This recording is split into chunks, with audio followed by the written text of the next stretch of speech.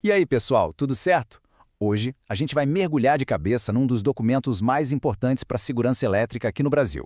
O Prontuário de Instalações Elétricas, que é uma exigência da famosa NR10. Vamos juntos desvendar o que ele é, para quem ele se aplica e, principalmente, por que ele é tão, mas tão vital. Para a gente começar, vamos fazer uma analogia.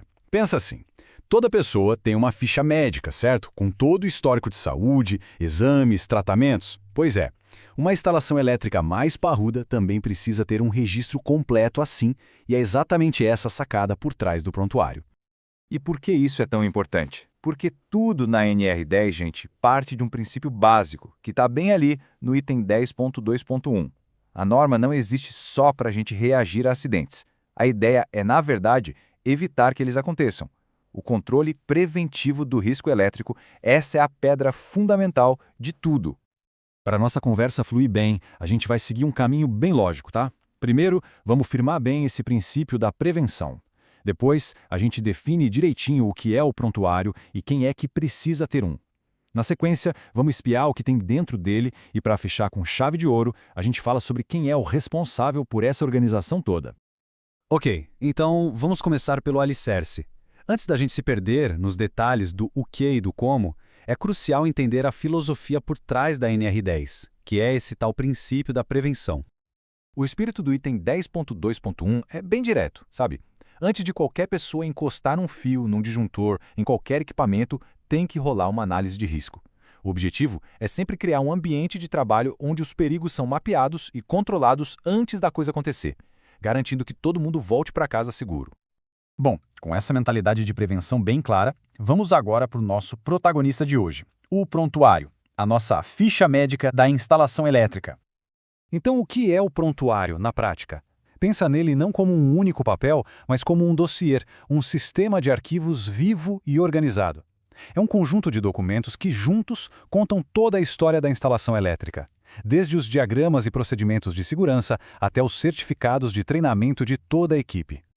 Agora, atenção aqui num ponto crucial. Antes mesmo da gente falar do prontuário completo, o item 10.2.3 estabelece uma regra de ouro que vale para todo mundo.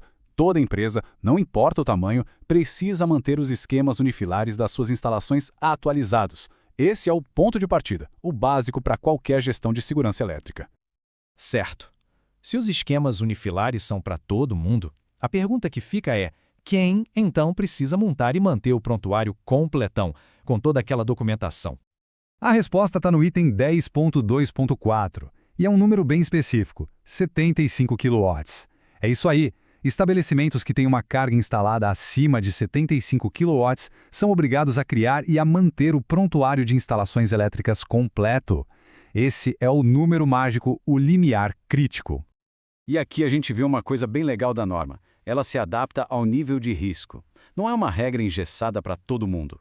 Para instalações padrão, acima de 75 kW, é preciso ter o conteúdo completo do item 10.2.4. Agora, se a gente está falando de quem opera no sistema elétrico de potência, o CEP, o sarrafo sobe. Aí precisa adicionar procedimentos de emergência, como diz o item 10.2.5.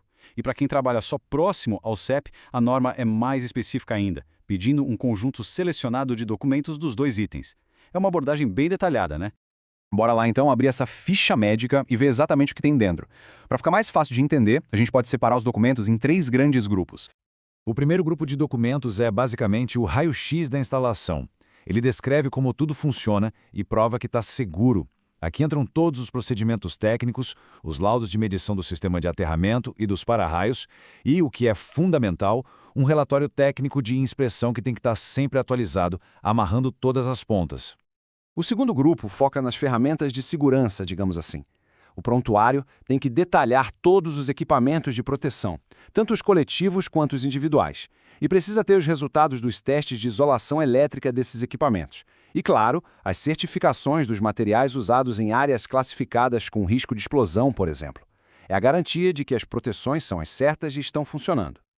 E por último, mas não menos importante, o terceiro grupo é sobre as pessoas. Porque não adianta nada ter um sistema super seguro se a equipe não está preparada, né? Então o prontuário precisa ter toda a documentação que comprova a qualificação, a habilitação, a capacitação e a autorização de cada profissional, além de todos os registros dos treinamentos de segurança que eles fizeram. Muito bem. Agora que a gente já sabe o que é o prontuário e o que vai dentro dele, vem a grande pergunta. Afinal, de quem é a responsabilidade de criar, organizar e manter tudo isso em ordem? A norma desenha um ciclo de vida bem claro para o prontuário. A parte de elaboração dos documentos técnicos tem que ser feita por um profissional legalmente habilitado. Já a organização e a manutenção do dia a dia são responsabilidade da empresa. Em um ponto essencial, ele deve estar sempre atualizado e disponível para qualquer trabalhador envolvido consultar. Não é um documento para ficar trancado numa gaveta, de jeito nenhum. Então, para não ter erro, vamos resumir. O item 10.2.7 deixa claro: a parte técnica, o conteúdo, é criada por um profissional habilitado, como um engenheiro eletricista. Já o item 10.2.6 joga a responsabilidade de organizar, manter tudo atualizado e garantir o acesso nas mãos da empresa. A empresa pode, inclusive, nomear uma pessoa especificamente para essa função. São dois papéis diferentes, mas que se completam. E para a gente fechar, fica aqui uma reflexão.